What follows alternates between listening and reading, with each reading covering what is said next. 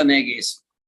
आपको मैं समझाने के लिए कह रहा हूं। वत्सल्यो, इधर हम विकलेंद्रिय जीवों का अभ्यास करेंगे 2 इंद्रिय के बारे में। आज जो है परमात्मा पार्श्वनाथ भगवान का निर्वाण कल्याणक है। आपको सबको जिस तरह से जैसा मालूम है कि भगवान पार्श्वनाथ प्रभु आज के दिन जो है, तो ये किस क्षेत्र में भगवान थे और कहां से भगवान किस तरह से गए, आपको सबको अच्छी तरह से मालूम है। पार्श्वनाथ भगवान का जीव वो माता के गर्भ में आए। अब वहां से कहां से 10वें प्राणत देवलोक से आए, जहां महावीर स्वामी पार्श्वनाथ का जीव दोनों साथ में थे। 20 सागरों का आयुष्य बिताया और वहां से आए। कभी आया जन्म वो पोष दशमी ने ऐसा। अब भगवान यहाँ पर 30 बरस की उम्र में दीक्षा लेते हैं।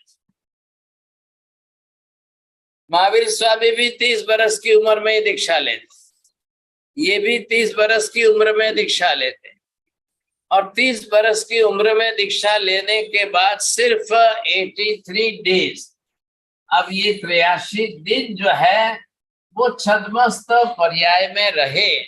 और इसके बाद ये जो आया 84th डे जो है, तो यहाँ भगवान को केवल ज्ञान हो गया।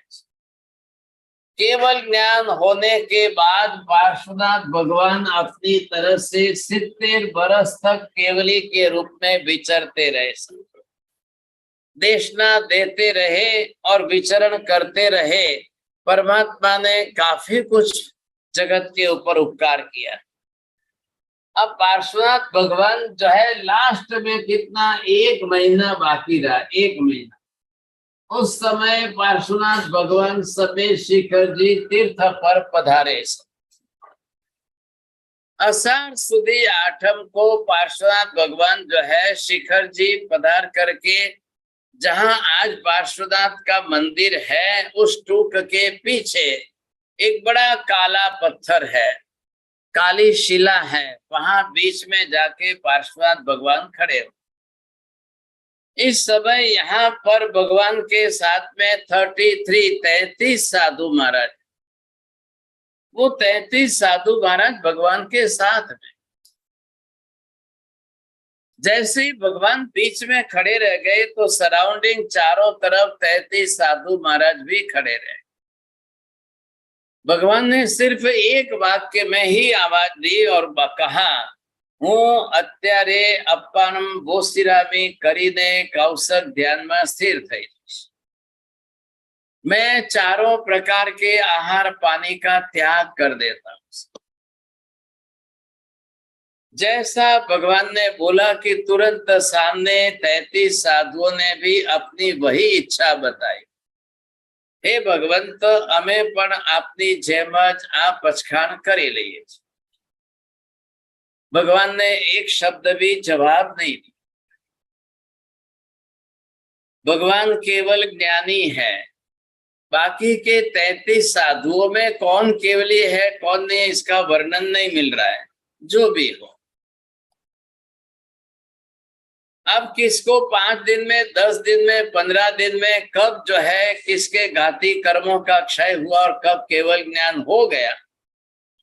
केवल ज्ञान हो गया तो भी किसी को कौशक पारना नहीं है, किसी को ध्यान में से बाहर आना नहीं है, आहार पानी करना नहीं। जब पछखाण ही कर लिया है, चारों आहार का त्याग करके अनशन कर लिया है और खड़े हैं, कौशक में खड़े हैं। आप कितना ही देर खड़ा रहो। अब आप सोचिए साहब, 1 महीने तक खड़े, भगवान को भी आंख नहीं खोलनी है, बाकी के 33 साधुओं को किसी को आंख नहीं खोलनी है, सब स्थिर है। ऐसे करते करते 15 दिन, 17 दिन, 20 दिन, 22 दिन, 23 दिन, 25 दिन बीते। 33 साधुओं में सबको केवल ज्ञान हो गया, सबके चारों घाती कर्मों का क्षय हो गया। अब एक बात निश्चित है कि मोक्ष प्राप्त करने के लिए जब भी आत्मा को किसी को भी मोक्ष में जाना है तो आठों कर्म का क्षय होना अनिवार्य। जब आठों कर्मों का क्षय करके ही कोई आत्मा मोक्ष में जाएगी, नहीं तो नहीं जाएगी। अब उसके लिए केवल ज्ञान 4 घाती कर्मों का क्षय करने से हो जाता है। बाकी के 4 कर्म बचे अघाती, वो लास्ट में वो भी क्षय हो। आज का दिन सुबह श्रावण सुदी 8म का सूर्योदय होता है। 2 घंटे, 4 घंटे, 8 बज गए, 10 बज गए, 12 बज गए, इधर 5 साधु, इधर 10 साधु, इधर 4 साधु, इधर 3 साधु, जिसका जैसे आयुष्य पूरा होता गया, जैसे जैसे आयुष्य पूरा होता गया, उनकी आत्मा देह छोड़ करके ऊपर जा रही है। दोपहर को 2 बज गए, 3 बज गए, 4 बज गए, 5 बज गए, 6 बज गए, भाग्यशाली पार्श्वनाथ भगवान का भी आयुष्य पूरा हुआ। पार्श्वनाथ भगवान भी मोक्ष में गए और 33 साधु सभी मोक्ष में चले गए। आज का दिन हम मनाते हैं पार्श्व प्रभु का निर्वाण कल्याण। जिस भगवान की हम पूजा करते हैं, सोचिए वो एक पहले जन्म के 2 सगे भाइयों में कितना राग द्वेष और कितना क्लेश कथा है, कितना झगड़ा हुआ। इसमें बड़े भाई साहब छोटे भाई को मारने के लिए, और कितने जन्म तक वो मारता रहा।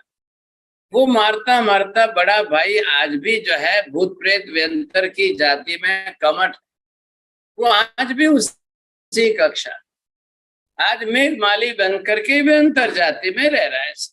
लेकिन छोटा भाई जो मरुभूति था, वो 10वें भव में पार्श्वनाथ भगवान बनकर मोक्ष में चले। आज का निर्वाण कल्याणक प्रसंग है। जिन भाग्यशालियों को एकाशना अम्बिल जो भी आराधना करनी है, आप अपनी तरह से व्रत पचखान करिए, आराधना तपस्या करिए। अब पर्यूषण आने में दिन कम होते जा रहे, घटते जा रहे हैं। जिनको जिनको अपनी तरह से जो व्रत तप जब करना है,